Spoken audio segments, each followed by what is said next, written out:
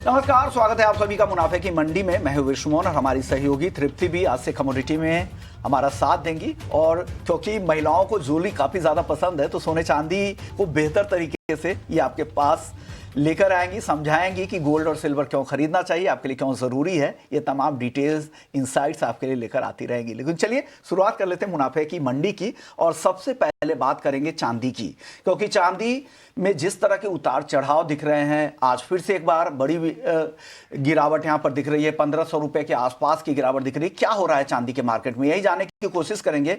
हमारे साथ मेहमानों का एक पैनल है, 3 मेहमान हैं जो आज आपकी मदद करने वाले हैं। तरुण सत्संगी हैं आर्मनी से, अनुज चौधरी हैं मेरे एसेट शेयर खान से, अंकित कपूर हैं कमोडिटी समाचार सिक्योरिटीज से, और आगे पाम तेल मार्केट पर बातचीत करने के लिए हमारे साथ संदीप भान भी होंगे। एसडी गथरी के सीईओ हैं सिंगापुर डिवीजन के, दुनिया की जाने मानी कंपनी है पाम तेल से रिलेटेड। उनसे सिर्फ पाम तेल और एडिबल ऑयल मार्केट के बारे में चर्चा होगी, लेकिन शुरुआत होगी चांदी के साथ।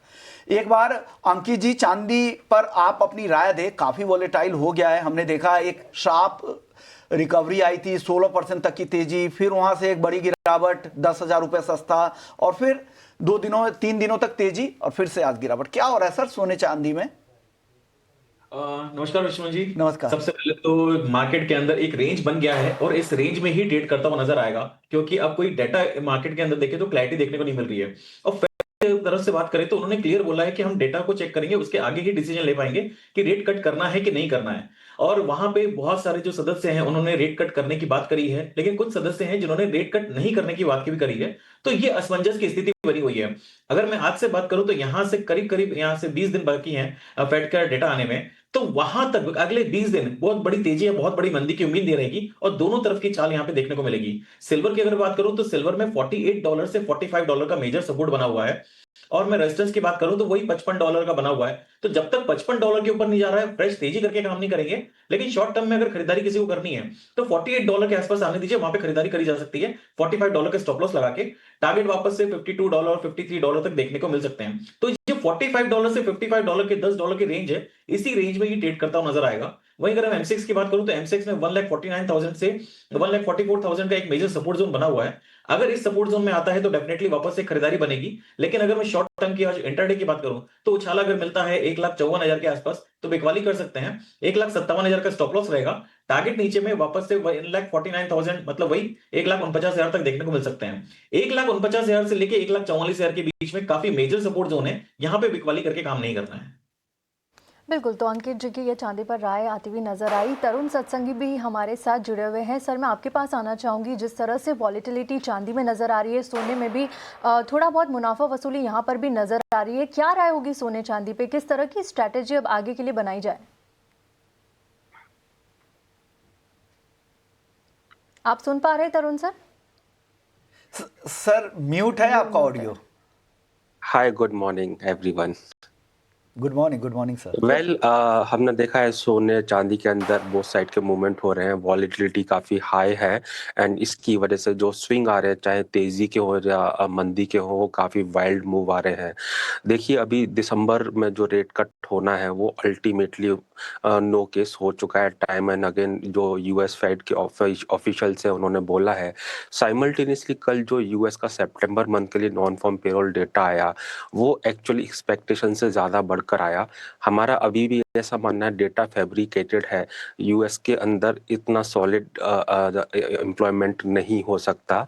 बहुत सॉलिड तरीके से फायरिंग हो रही है। अभी अक्टूबर का डेटा तो आएगा नहीं, अक्टूबर नवंबर का मर्ज करके 16 दिसंबर को आएगा। तो उसमें हमको साफ पिक्चर क्लैरिटी होगी कि एग्जैक्टली इन महीनों में कितने यूएस के अंदर जॉब लॉस हुए हैं। सितंबर का डेटा को मैं विथड्रॉ नहीं करता हूँ। एडीपी फिर भी टू द सम एक्सटेंट ठीक था क्योंकि उसने जॉब लॉस दिखाया था, बट वो भी सही पिक्चर रिफ्लेक्ट नहीं कर रहा था। यही कारण है कि सोने चांदी में हमने देखा है कि कंसोलिडेशन हो रहा है। अगर जॉब के नंबर्स इतने उम्दा होते, कल गोल्ड को क्रैश हो जाना चाहिए था, विच इज हिंटिंग कहीं ना कहीं मार्केट इस डेटा को डाइजेस्ट करना नहीं चाह रहा है। कंसोलिडेशन रेंज में जा चुका है। 4,000 से 4130 गोल्ड का रेंज है कॉमेक्स स्पॉट के अंदर। एमसीएक्स में 1,19,000 से 1,25,000 का रेंज है। इस रेंज के अंदर प्राइस एक्टिविटी होनी चाहिए। चांदी भी $48 से $52.50 के बीच में कंसोलिडेट करते हुए नजर आएगी। जैसा कि अंकित जी ने कहा, हमारा भी मानना है अभी $54.50 के ऊपर प्राइस चलेंगे तभी हम देखेंगे फर्दर स्पार्किंग मूव आएगा। अंटिल देन जो ब्रॉडर कंसोलिडेशन, जैसे कि लास्ट वीक भी हमने कहा था, $45.50 से $54.50 के बीच में रहेगा। मैं अभी भी वेट करूंगा, दो देखिए आज गिरावट आ सकती है, बट क्योंकि मैं इन्वेस्टमेंट साइड में ज़्यादा रहता हूँ तो $47 या उसके आसपास आता है प्राइस, मैं वहाँ पे बाय करना कंफर्टेबल रहूंगा क्योंकि फंडामेंटल बहुत स्ट्रांग है अभी भी सिल्वर के, गोल्ड के। एंड $45-50 के नीचे जब तक क्लोज नहीं देगा, आई थिंक मार्केट में रिवर्सल नहीं होगा, वो एज ए स्टॉप लॉस लिया जा सकता है। अभी देखिए नेक्स्ट 15 डेज में ऐसा कोई भी नया डेटा नहीं आने वाला है जो टर्न अराउंड कर दे गोल्ड एंड सिल्वर के प्राइजेस को। और अब जो अपकमिंग नजर रहेगी वो एग्जैक्टली ये नजर रहेगी कि अब अक्टूबर का और नवंबर का एनएफपी कैसा आता है। कल की रिपोर्ट में एक चीज और मैं बताना चाहूंगा, despite job addition unemployment rate बढ़ा है, विच इज ऑल्सो हिंटिंग कहीं ना कहीं इनके डेटा में प्रॉब्लम है। बिल्कुल, वो सितंबर के डेटा तो डेफिनेटली यहाँ पे क्लियर पिक्चर यहाँ पे नहीं दे रहे हैं। लेकिन तरुण जी एक छोटा जवाब दे दीजिए, आपने जो टारगेट दिए हैं $47 तक नीचे आने की संभावना, वहां से फिर नई खरीदारी के बारे में मन बना सकते हैं। घरेलू बाजार के हिसाब से बताइए, क्योंकि हमारे बहुत सारे दर्शक ऐसे हैं जो घरेलू बाजार के हिसाब से भाव जानना चाहते हैं। या देखिए मैंने $47 आने की संभावना नहीं बताई है, वहां पर आएगा तो मैं बाय करूंगा। मेरे को ऐसा लगता है फॉर द टाइमिंग $48 से $52.50 के बीच में एक्टिविटी रहेगी। Coming to the domestic market, 1,50,000 अच्छा सपोर्ट है, वहां तक प्राइस आ सकते हैं। बट स्टिल मेरा ऐसा मानना है प्राइस जो एक्टिविटी है लॉन्गर रेंज में 1,45,000 से 1,65,000 के बीच में होगी। जब 1,45,000 या उसके आसपास आए तो बाय करना बेटर रहेगा। फिलहाल जिस तरीके से सेंटीमेंट है, मे बी 1,50,000 टच हो जाए, लेकिन इसको ब्रेक करेगा तभी शॉर्ट टर्म में हम फर्दर सेल ऑफ आते हुए देखेंगे। ट्रेडिंग जिसको करना है वो ट्रेडिंग के हिसाब से अपना पोजीशन बना सकते हैं, but still as a investor मैं बिलीव करता हूं कि 1,45,000 या नियर बाई ट्रेजेक्ट्री अगर इंडियन मार्केट में आता है, that would be the buying opportunity for investment purposes. And once again range में भी रहा तो वाइल्ड मूव है, दोबारा हम 1,60 1,65 फिर से रिक्लेम होते हुए देखेंगे। तो वापस से तेजी लौटेगी, लेकिन आप वेट कर ले, आपको नीचे का भाव देखिए 1,50 नियर टर्म ही उनको लग रहा है कि सपोर्ट है। फिर धीरे धीरे स्ट्रैगर मैनर में आप एसआईपी के जरिए भी खरीद सकते हैं, ये सलाह आ रही है। अनुज जी से भी राय लेते हैं। अनुज जी, अभी तो लग रहा है कि वीकनेस के साइन दिख रहे हैं, करेक्शन के साइन दिख रहे हैं। अंकित जी ने भी जो टारगेट दिया 1,49,000 तक के, आपको क्या लग रहा है? आपको भी लग रहा है जो ट्रेड करना चाहते हैं आज के सत्र में बेचकर ही जाए? आपके लेवल्स क्या हैं? जी, बिल्कुल विष्णु जी नमस्ते और सभी दर्शकों को भी नमस्ते। हमने देखा है कि जो भी कल US non farm payrolls data आया था वो भी it was not very convincing. Plus अभी जो येन कैरी ट्रेड का जो भी फियर्स है उसकी वजह से भी मार्केट के अंदर में अनसर्टेनिटी है। मार्केट एक्सपेक्ट कर रहा है कि अभी जो यूएस का जो फेडरल रिजर्व है इसका रेट कट शायद नहीं होगा। प्रोबेबिलिटी जो है 33-35% के आसपास आ गई है। सो ओवरऑल इसकी वजह से हमने देखा कि डॉलर भी स्ट्रेंथन हुआ है, डॉलर इंडेक्स। गोल्ड सिल्वर के अंदर में इनफैक्ट बाकी बेस मेटल्स के अंदर भी हमने देखा है पिछले 1-2 दिन से वापस करेक्शन मोड के अंदर में आया है, तो एक सेलिंग प्रेशर बन रहा है। अगर कॉमिक्स की देखेंगे तो सिल्वर $50 के नीचे सस्टेन करके ट्रेड कर रहा है। नीचे में अगर यहाँ पे अगर देखेंगे तो एक $48 साढ़े 47 से $48 तक का नीचे देखा जा सकता है। ऊपर के अंदर में रेजिस्टेंस रहेगा आपका 51 से $52 के ऊपर में। अगर एमसीएक्स की बात करेंगे तो यहाँ पे भी ट्रेड नेगेटिव में है। नीचे में 1,50,000 तक देखा जा सकता है, और अगर वो ब्रेक करता है तो नीचे में 1,48,500 तक लेवल्स देखे जा सकते हैं। अगर थोड़ी शॉर्ट कवरिंग आए 1,52,000 52,200 के आसपास तो बेच सकते हैं। 1,54,200 के ऊपर में इसका स्टॉप लॉस रहेगा और टारगेट 1,50,000 1,48,500। अगर गोल्ड देखेंगे तो यहाँ पे भी ट्रेंड ओवरऑल थोड़ा वीक में ही है। एक 20 डे एक्सपोनेंशियल मूविंग एवरेज के आसपास में ट्रेड कर रहा है। 2-3 से थोड़ा वोलेटाइल और है, कंसोलिडेशन भी कर रहा है 3-4 सेशन से। नीचे में सपोर्ट रहेगा आपका $4,000 का भी जो एक साइकोलॉजिकल सपोर्ट है, और अगर वो ब्रेक करता है तो एक 39-80 तक देखा जा सकता है। ऊपर में इसमें रेजिस्टेंस रहेगा 4110 के आसपास में। अगर एमसीएक्स के लेवल्स की बात करेंगे तो यहाँ पे भी ट्रेंड नेगेटिव है, 1,22,200 के आसपास में चल रहा है। ऊपर में 1,24,300 के आसपास में रेजिस्टेंस है और नीचे में 1,20,000 का एक सपोर्ट है, और अगर वो ब्रेक करता है तो 1,19,300-400 तक आ सकता है। जी विश्वमोहन जी। ओके, तो ये लेवल्स आपकी तरफ से आ रहा है, लेकिन अंकित जी, तृप्ति हमसे पूछ रही है कि आपने गोल्ड के लेवल्स नहीं दिए हैं। गोल्ड में आज क्या कॉल नहीं बन रही है क्या? नहीं, गोल्ड में कोई भी कॉल नहीं बन रही है। रेजिस्टेंस बहुत ज्यादा है, सपोर्ट्स बहुत ज्यादा है, एक रेंज में ट्रेड करता हुआ नजर आ रहा है। और मैं बैक टू बैक, तो यहाँ पे क्लैरिटी देखने को नहीं मिल रही है। और सेल ऑन राइस की अभी बात नहीं करूंगा, क्योंकि एक रेंज में चल रहा है। 1,18,000 का नीचे में सपोर्ट है और 1,24,000 25,000 का रेजिस्टेंस है। कोई क्लैरिटी, क्योंकि उतना मूवमेंट, जितना मूवमेंट सिल्वर के अंदर मिल रहा है उतना मोमेंटम हमको गोल्ड के अंदर नहीं मिल रहा है। तो मुझे लगता है कि आज मैं थोड़ा सा अवॉइड करूंगा गोल्ड में, स्पेशली सिल्वर को मैं फोकस करके चल रहा हूँ। बिल्कुल, तो यहाँ पर अंकित जी ने तो गोल्ड को अवॉइड किया है, लेकिन तरुण सर मैं आपके पास आना चाहूँगी, क्या स्ट्रेटेजी बनाई जाए, कौन से लेवल्स यहाँ से अहम होंगे, बाय की रखेंगे या सेल की कॉल, क्या कॉल होगी आपकी गोल्ड पर? मैं एक्चुअली साइडवेज प्ले करना प्रेफर करूंगा गोल्ड के अंदर। लाइक 4130 अपर रेंजेस पे आसानी से नहीं काटेगा शॉर्ट टर्म में, जब तक कि की ट्रिगर नहीं आएगा अपसाइड के अंदर। साइमल्टेनियसली 4000 काफी अच्छा सपोर्ट इमीडिएट बना हुआ है, उसके नीचे ही फर्दर सेल ऑफ आएगा।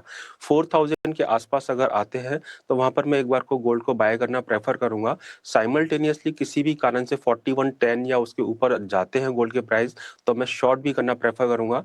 शॉर्ट में मेरा 4131 के ऊपर का स्टॉप लॉस रहेगा, लॉन्ग में मेरा रहेगा 3995 के नीचे का स्टॉप लॉस। इंडियन मार्केट की बात करता हूं तो 1,25,000 के आसपास अगर मिलता है तो मैं वहां पर सेलिंग करना प्रेफर करूंगा, नॉट नाउ। स्टॉप लॉस रहेगा मेरा हायर रेंजेस पे 1,26,500 का, और नीचे की तरफ अगर 1,19,000 या 1,19,500 आता है, वो लेवल मेरे बाइंग के रहेंगे। 1,17,500 के नीचे का स्टॉप लॉस रहेगा। आई थिंक जो रेंज है अभी एमसीएक्स में 1,17,500 से 1,26,500 के बीच में नजर आती है, तो लोअर रेंज पे बाय, हायर रेंज पे सेल करना मैं प्रेफर करूंगा। आपको लग रहा है कि 1,17,500 से 1,26,000 का रेंज दिख रहा है। इस रेंज में या तो आप इंतजार कर ले, बेचना है तो ऊपर का, फिर वहां पर बेचे, या फिर खरीदना है तो वेट कर ले 1,20,000 के नीचे आए, फिर वहां से खरीदने का मन बनाए। 1,19,000 के आसपास की खरीदारी के लेवल भी दे रहे हैं, स्टॉप लॉस भी आपको बताया है तरुण जी ने, वो भी ध्यान रखिएगा। इन लेवल्स के साथ आप गोल्ड को प्ले कर सकते हैं। मौजूदा सिनारियो ऐसे ही लगते हैं, और फंडामेंटल्स तो तरुण जी ने पहले ही बता दिया कि सितंबर के आएंगे नॉन फार्म पेरोल के नंबर, जहां पे अक्टूबर और नवंबर के मर्ज डेटा आएंगे, उसके बाद क्लैरिटी और ज्यादा मिलेगी बाजार को लेकर। बेस मेटल्स की बात करते हैं, आज सारे मेटल्स कमजोर है। कॉपर देखिए 995 के नीचे है, जिंक पे गिरावट है, 303 के करीब है, एल्यूमिनियम देखिए, लेड देखिए, सब दबाव में दिख रहे हैं आज। सर, बेस मेटल्स में क्या ट्रेंड में कुछ बदलाव तो नहीं हुआ है ना अंकित जी? अभी भी खरीद कर ही जाए, अगर खरीदना है तो बता दीजिए कौन कौन। क्योंकि आप अगर देखेंगे तो मैंने जब भी आपसे बात करी है तो मैंने एक ही चीज बोला है कि 1,025 का इसके अंदर रेजिस्टेंस है। कॉपर 1,025 के लेवल को तोड़ने में काफी मशक्कत कर रहा है और धीरे धीरे इसका ट्रेंड थोड़ा सा नेगेटिव होता जा रहा है। तो शॉर्ट टर्म के लिए इसमें बिकॉली करूंगा। 998 से 1,000 के अगर बीच में मिलता है कॉपर तो डेफिनेटली बिकॉली रहेगी। जब तक 1,025 का लेवल क्रॉस नहीं कर रहा है तब तक तेजी करके काम नहीं करेंगे। शॉर्ट टर्म में 970 तक के टारगेट्स हमको देखने को मिल सकते हैं, थोड़ा सा भी प्रेशर बना हुआ है। वहीं अगर मैं जिंक, एल्यूमिनियम इनकी बात करूं तो जिंक में मुझे काफी अच्छा लग रहा है। जिंक अगर उछाला मिलता है तो 304 के आसपास में बिकॉली करें। स्टॉप लॉस इसके अंदर 308 का लगाएं, टारगेट 298 तक देखने को मिल सकते हैं। ये इंट्राडे ट्रेड रहेगा। वहीं अगर एल्यूमिनियम की बात करें तो एल्यूमिनियम में भी जो बिकॉली लग रही है, क्योंकि जिस तरह से प्रेशर दिख रहा है, तो एक उछाला अगर मिलता है तो 264 के आसपास में बिकॉली कर सकते हैं। 267 का स्टॉप लॉस रहेगा, टारगेट नीचे में 256 तक देखने को मिलेंगे। ओके, तो अंकित जी की साइड से यहाँ पर जिंक और एल्यूमिनियम पर सेल की राय है। यहाँ पर 304 पर आपको सेल करना है, जो स्टॉप लॉस लगाना है 308 का है, टारगेट यहाँ पर नीचे में 298 का है। एल्यूमिनियम पर भी यहाँ पर उन्होंने सेल की राय दी है, 264 पर करना है, स्टॉप लॉस 267 और नीचे में टारगेट 256 के। अनुज जी, आपकी कोई राय बेस मेटल्स को लेके, कोई स्पेसिफिक पसंद? कॉपर, जिंक, एल्यूमिनियम में क्या पसंद आ रहा है आज आपको? जी, सारे बेस मेटल्स थोड़े प्रेशर के अंदर में है अभी। जो थोड़ा सा एक रिस्क ऑफ सेंटिमेंट अभी क्रिएट हुआ है। कल वो जो एनवीडिया का जो रिजल्ट आया था, एंड पोस्ट रिजल्ट जो सेल ऑफ आया है, उसकी वजह से हमने देखा है कि सारे बेस मेटल्स के अंदर में भी थोड़ा प्रेशर बना हुआ है। थोड़ा सेल ऑफ करके ही इसके अंदर में रहना चाहिए। थोड़ा बहुत अगर टेक्निकल शॉर्ट कवरिंग्स आए तो it should be a fresh sell opportunity in all the base metals.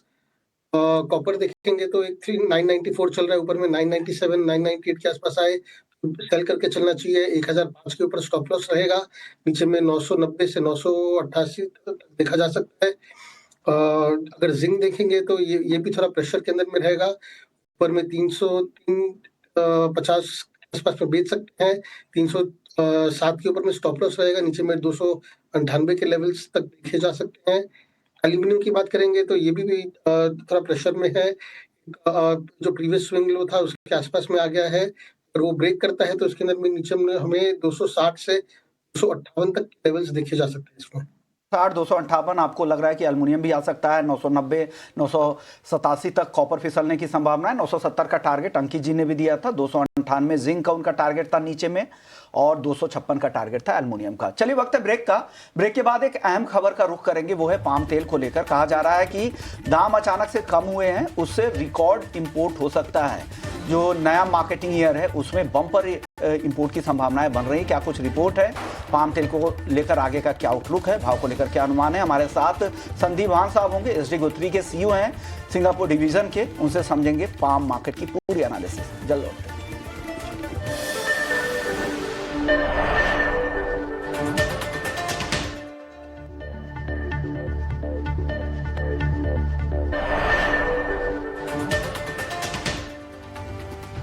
Break के बाद आपका स्वागत है और आप देख रहे हैं मुनाफे की मंडी। अब खबर ये आ रही है कि रिकॉर्ड खाने के तेल का इंपोर्ट नए मार्केटिंग ईयर में हो सकता है, और जो पिछले जो ऑनगोइंग मार्केटिंग ईयर था उससे 20% ज्यादा इंपोर्ट की संभावनाएं यहां पे बन रही है।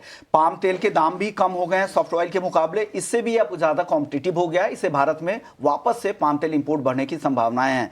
संदीप भान साहब है हमारे साथ, सीईओ हैं एसडी गुथरी इंटरनेशनल ट्रेडिंग सिंगापुर से। बहुत बहुत शुक्रिया संदीप जी, आपने वक्त दिया है। सर पाम तेल को लेकर क्या रिपोर्ट है? सर दाम कुछ नरम हुए हैं सॉफ्ट ऑयल के मुकाबले, इससे ज्यादा कॉम्पिटिटिव हो गया है। क्या इंपोर्ट भारत से बढ़ने की संभावना है? कुछ ऑर्डर के बारे में बताइए, किस तरह के ऑर्डर मिल रहे हैं वहां पर?